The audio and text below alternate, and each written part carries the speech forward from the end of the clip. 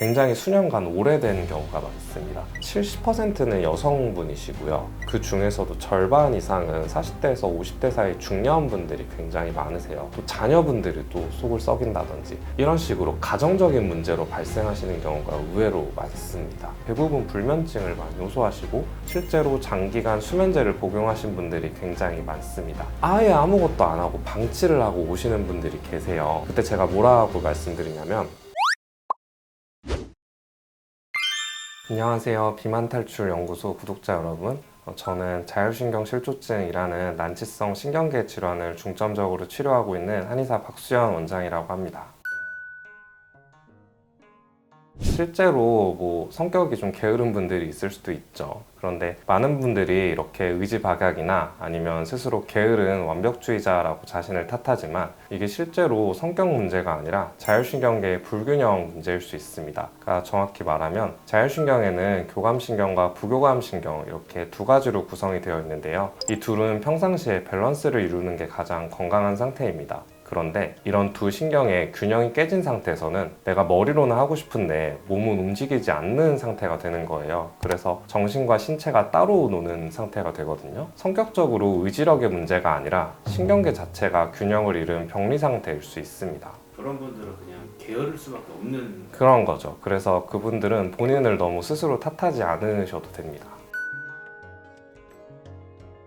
자율신경이라는 거에 대해서 먼저 얘기를 해드릴게요. 자율신경은 심장박동이나 혈압, 아니면 소화, 체온, 호흡 등 생명 유지를 위해서 작동하는 필수적인 신경계라고 보시면 됩니다. 그러니까 이 자율신경계가 작동을 하지 않으면 우리는 1분도 안 돼서 죽게 되거든요. 그런데 이 자율신경의 특징은 여러분들이 심장박동을 의도적으로 뛰게 하지 않고 소화를 의도적으로 시키지 않듯 우리가 어떤 의식을 가지고 하는 게 아니라 스스로 알아서 작동을 합니다. 이 자율신경에는 교감신경, 부교감신경 이렇게 두 가지가 있어요. 교감신경은 여러분들이 긴장을 하거나 아니면 스트레스를 받을 때 이런 스트레스에 저항할 수 있도록 대처를 하는 신경인데요. 교감신경이 활성화되면 신체가 좀 긴장이 되고 동공도 확대가 되고 몸이 전반적으로 긴장되는 상태가 됩니다. 반대로 부교감신경은 휴식을 취할 때나 아니면 잠을 잘 때, 음식을 먹고 소화를 시킬 때 활성화되는 신경계예요. 그래서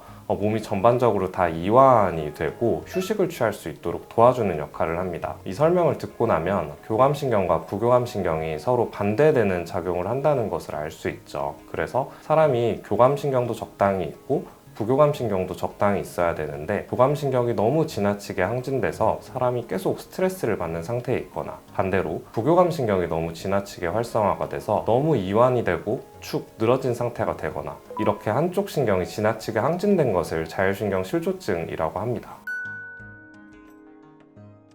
엄밀히 말하면 다릅니다. ADHD는 주의력 자체에 조절이 문제가 있는 경우이고요. 자율신경 실조증은 아까 말씀드린 대로 교감신경과 부교감신경의 차이로 인해 발생하는 것인데요. ADHD가 있는 분들이 자율신경 실조증이 있을 수 있지만 자율신경 실조증은 그냥 ADHD만 있는 게 아니라 다른 여러 가지 증상을 동반할 수 있습니다. 그러면 더 안 좋은 거네요. 어떻게 보면 그렇다고 볼 수 있죠. 왜냐하면 내가 ADHD면서 통증도 있고 아니면 어지럼증도 있고 만성적인 소화불량도 있고 이런 식으로 신체적인 증상을 동반하고 있을 수 있습니다.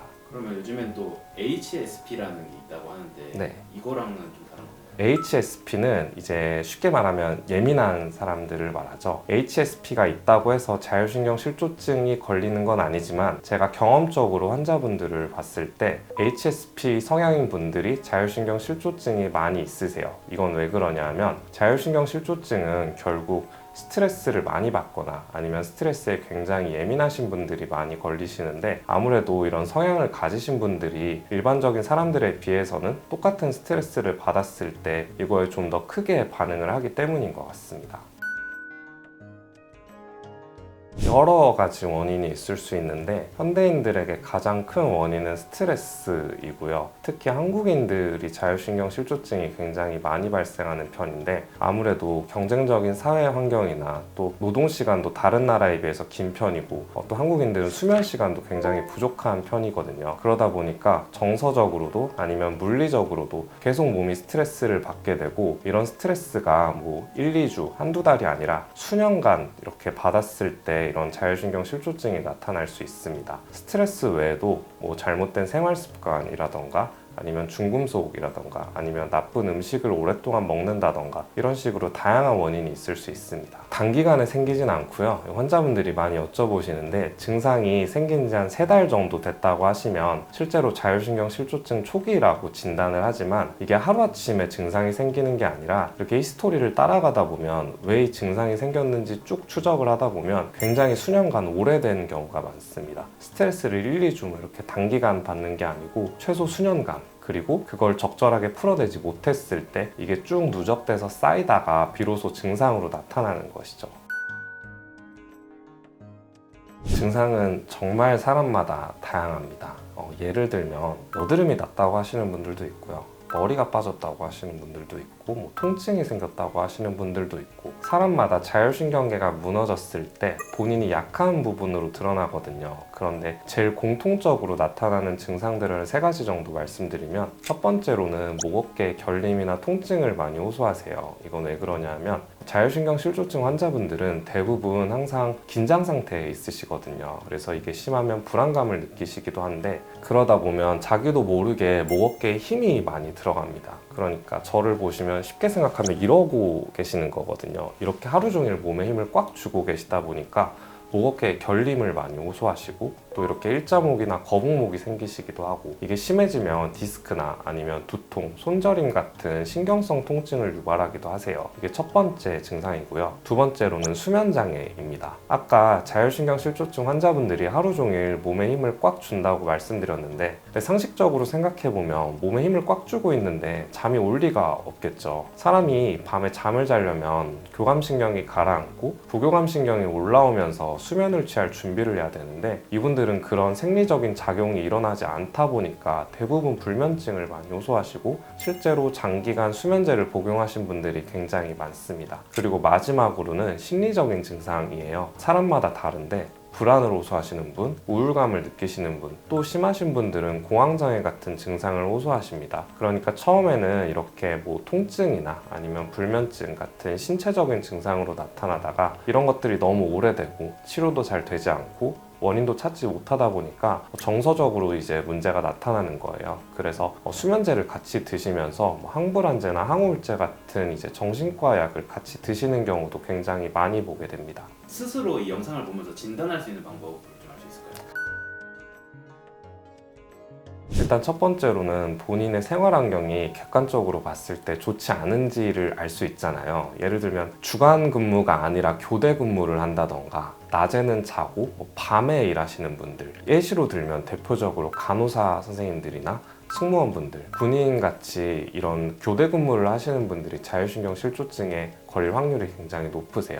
그리고 또 만성적으로 스트레스를 잘 받으시는 분들, 이런 분들이 내가 생각하기에 나는 스트레스도 잘 받는 편인데 이 스트레스를 잘 풀지 못한다, 이런 성향인 분들도 잘 걸리고요. 그 다음에 두통이나 어지럼증이나 소화불량 같은 어떤 신체적인 증상이 있는데 이런 것들을 아무리 많은 검사를 해봐도 원인을 찾지 못할 때, 예를 들면 내가 소화불량이 있는데 위내시경을 찍어도 정상으로 나온다던가 아니면 허리가 너무 아픈데 MRI나 엑스레이 같은 걸 찍어도 정상으로 나온다던가 이런 식으로 증상이 있을 때 원인을 찾지 못하는 경우에는 자율신경의 문제를 의심해 볼 수 있습니다. 그래서 이런 분들은 만약에 스스로 본인이 이런 성향을 가지고 있고 사회 환경도 또한 그러하고 만약에 실제로 증상이 나타나고 있다면 이런 자율신경을 직접적으로 평가할 수 있는 검사기기가 있거든요. HRB라고 하는 심박 변이도 검사입니다. 이건 주위에 인터넷에서 검색을 해보시면 검사를 할 수 있는 곳들이 나오니까 한번 해보시면 좋고요. 건강검진을 하실 때도 이런 스트레스 검사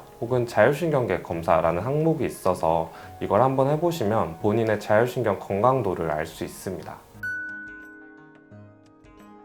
일단 첫 번째는 자율신경 실조증이 정신병인가요? 라고 많이 여쭤보시는데 이게 왜 그러냐면 이런 자율신경 실조증 환자분들이 실제로 불안장애나 공황장애나 우울증을 많이 동반하시거든요. 그래서 이분들이 증상은 많은데 원인을 찾지 못하다 보니까 대학병원 같은 데를 돌아다니시다 보면은 실제로 내가 소화불량이 안 돼서 내과를 갔는데 정상이, 뭐 통증이 심해서 정형외과를 갔는데 정상이고 계속 이렇게 돌다 보면 마지막에 교수님들이 실제로 정신과로 보내거든요. 그래서 내가 어디 아픈 게 정말 정신병이 있나 이렇게 오해를 하세요. 근데 자율신경 실조증이 있으면서 그런 정신질환을 실제로 진단받을 수도 있지만 내가 자율신경 실조증이 있다고 해서 꼭 정신병이 있다는 뜻은 아닙니다. 일단 이거를 먼저 말씀드리고 싶고요. 두 번째로는 검사를 해도 원인이 나오지 않으니까 나는 건강한 상태이고 시간이 지나면 괜찮아질 거라고 생각하는 경우입니다.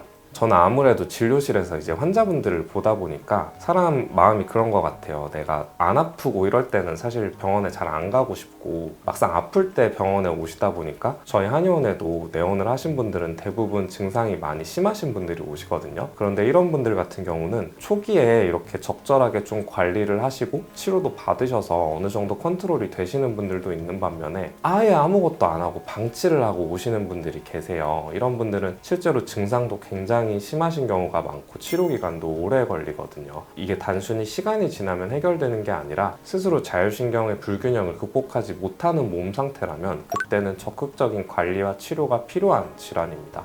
그리고 세 번째로는 내가 아프니까 약을 먹으면 괜찮다라고 생각하시는 건데요. 자율신경 실조증의 특징은 원인을 알 수 없는 증상이 굉장히 다양하게 나타난다고 말씀드렸죠. 통증, 소화불량, 두통, 어지럼증, 아니면 만성 피로 같은 증상들이 대표적인데요. 그러면 예를 들면 통증이 있으니까 진통제를 먹어야 될 것 같고 소화불량이 있으니까 위장약을 먹어야 될 것 같고 두통이 있으면 또 진통제를 먹겠죠. 이런 식으로 하나하나 증상에 대해 치료하는 것을 대증 치료라고 하는데 이건 엄밀히 말하면 증상만 치료할 뿐이고 원인을 해결하지는 못합니다. 그러니까 내가 발목을 잠깐 다쳐서 아니면 뭐 밥을 잘못 먹어서 체를 해서 이럴 때는 이런 치료가 굉장히 효과적이지만 자율신경 실조증과 같은 만성 질환은 이런 대증 치료보다는 근본적으로 원인을 해결하는 치료를 하는 것이 굉장히 중요합니다. 네 번째로는 내가 예민한 사람이라서 내가 좀 잘못해서 그런 건가 보다라고 스스로 자책하시는 분들도 계세요. 물론 실제로 제가 보기에 예민하신 분들이 많이 걸리는 것 같긴 합니다. 근데 예민한 걸 우리가 질환이라고 하지는 않거든요. 그리고 예민하지 않으신 분들이라고 하더라도 우리 사회 환경 자체가 워낙 한 사람에게 가해지는 스트레스가 많다 보니까 정상적인 사람이라도 스트레스에 장기간 노출이 되면 실제로 건강이 좀 안 좋아지게 돼 있고요. 자율신경의 균형도 무너질 수 있습니다. 꼭 자율신경 실조증이 있다고 해서 내가 예민하다고 생각하실 필요는 없고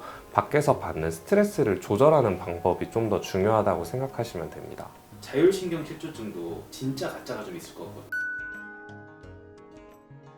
실제로 이게 궁금하셔서 많이 오십니다. 원장님, 제가 이런 질환들이 있는데 제가 자율신경 실조증이 있는지 궁금해서 내원하셨다고 하시면 제가 뭐 여러 가지 검사도 해보고 좀 진료도 보고 하면서 진단을 해드리는데요. 진짜 자율신경 실조증은 생리적인 불균형이 확실하게 나타납니다. 무슨 말이냐면 증상들이 나타나는데 예를 들면 통증이 있다고 했을 때 쉽게 말해서 목 통증이 있다고 해볼게요. 목 통증이 있는데 뭐 MRI나 아니면 엑스레이를 찍었을 때 명확한 검사 결과가 나온다면 예를 들면 내가 이쪽 어깨가 굉장히 많이 아픈데 사진을 찍었더니 어깨에 염증이 있다. 이러면 자율신경 실조증이 아니라 그냥 어깨에 염증이 있는 거예요. 그런데 어깨가 분명히 내가 많이 아픈데 무슨 검사를 해도 원인이 나오지 않고 또 자율신경 검사를 해봤을 때 만약에 이런 불균형이 측정이 된다. 그러면 자율신경 실조증을 의심해 볼 수 있거든요.